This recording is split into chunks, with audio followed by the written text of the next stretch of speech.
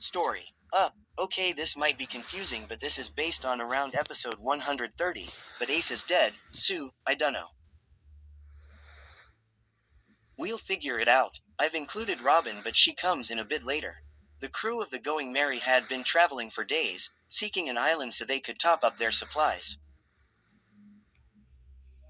This, of course, meant they had gone days without anything to do. Being in the Grand Line meant there were significantly less ships around. As you can imagine, this did not sit well with Luffy. Everyone was finding a way to entertain themselves. Zoro at the front of the ship, training, Chopper organizing and reorganizing the medical supplies and reading through his medicinal books, Nami sitting in her room going through her maps, slowly fitting them all onto the wall of her cabin so that she could form what she one day hoped would be a map of the world. Usopp and Sanji were playing cards in the kitchen, uttering the occasional yell of triumph or defeat and breaking into arguments every now and then. Luffy lay on his back in the middle of the deck, arms and legs spread out and his tongue hanging from his mouth, squinting accusingly at the sun. Every now and then he would utter the phrase, "bored," in his usual whiny voice. Nobody paid him any attention. Of course, they were all used to putting up with his whining. He sat up, pouting. Luffy would never show it, but he really hated it when his crew ignored him. Especially now, when the death of his brother was still a fresh wound in his poor, sweet heart.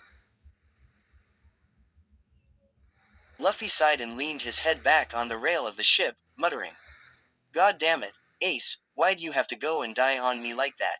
He felt his eyes begin to water and rubbed at them angrily, mad at himself for showing weakness.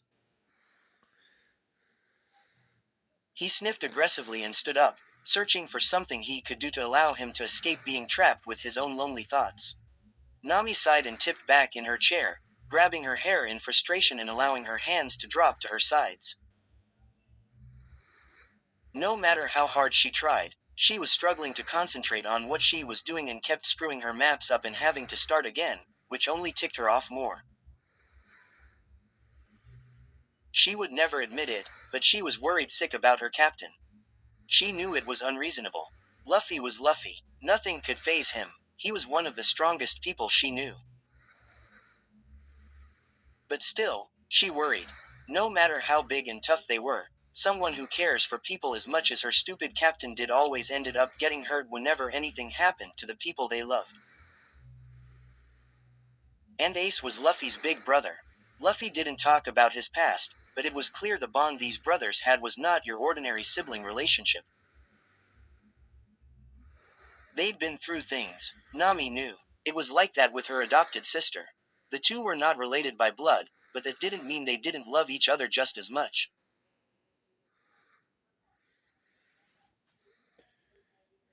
In fact, they had been through so much together as children with the whole scene with Arlong that they were probably even closer than normal siblings.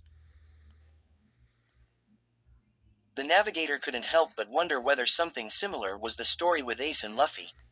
Knowing she couldn't focus and therefore would get next to nothing done, Nami climbed up the ladder in search of something else to do. As she padded silently onto the deck, she froze, staring at the figure slumped against the railing. Luffy looked really upset about something and seemed to be beating himself up for it. He had his hands pressed into his face. Nami heard her captain mutter something along the lines of, "Damn Ace," and, "on." The navigator froze, now aware that Luffy was upset about his brother. She knew that she should probably see if he was okay, to comfort him, but she didn't know how. She hated seeing Luffy like this. It didn't happen very often. Around everyone else, he was his normal self, happy and smiling, as if nothing had happened. But every now and then, when he was alone, Nami often caught him huddled in a corner, sobbing, or staring off into space with such a heartbreaking look of pain etched onto his face the navigator often ended up in tears. But she never did anything about it. She left her poor captain to his sufferings.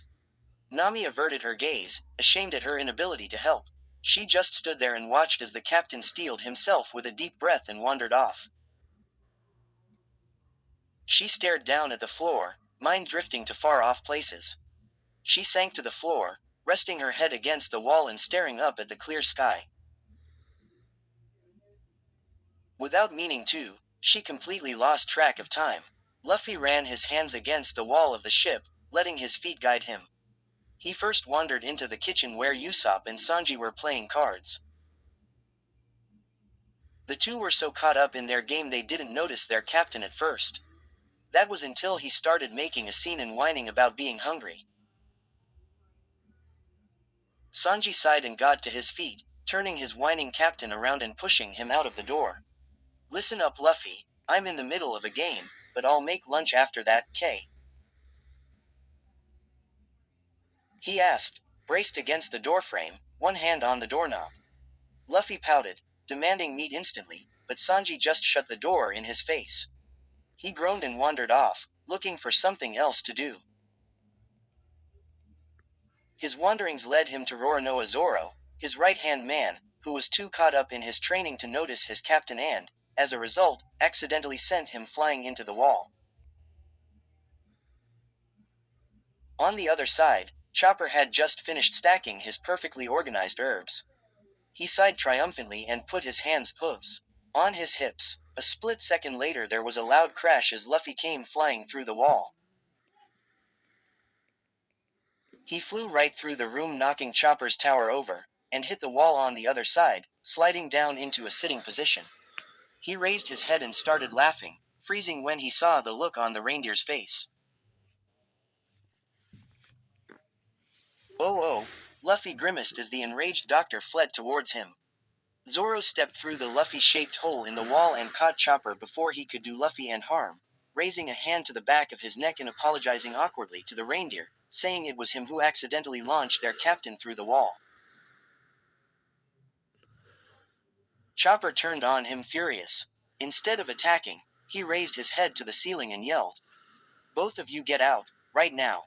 Both Luffy and Zoro bowed and scurried out of the hole in the wall, eager to get away from Chopper.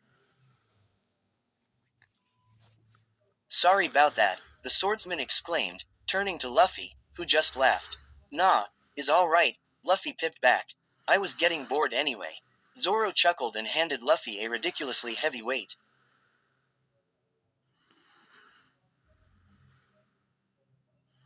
"Here," he said, "care to join me?" For lack of anything better to do, Luffy shrugged and took the weight. He trained with the swordsman for a while, before getting bored of that too and wandering off again, in search of the next person. Nami was still zoned out, slumped against the wall. She didn't notice the familiar footsteps as they wandered towards her. Not until they were right beside her. "Hey, Nami," her captain said, snapping her out of her daydream. Startled, she turned her head around, frantically searching for the cause of the familiar sound. "Are you all right?" Luffy asked her, concern knitting its way into his face. She breathed a sigh of relief upon discovering that it was just her captain, and smiled up at him. "Yeah," she lied, "just zoned out." Luffy nodded, lowering himself down next to her. "So then you're bored too, huh?" Nami chuckled at his captain's words. "You could say that," she said. She turned her head to study Luffy's thoughtful face. Stealing her mind, she decided to confront him. "Say, Luffy," she asked him, cautious about her approach. "Yay," her captain replied, turning to face her. Nami bit her lip, thoughtful, before saying, "Are you all right, Captain?"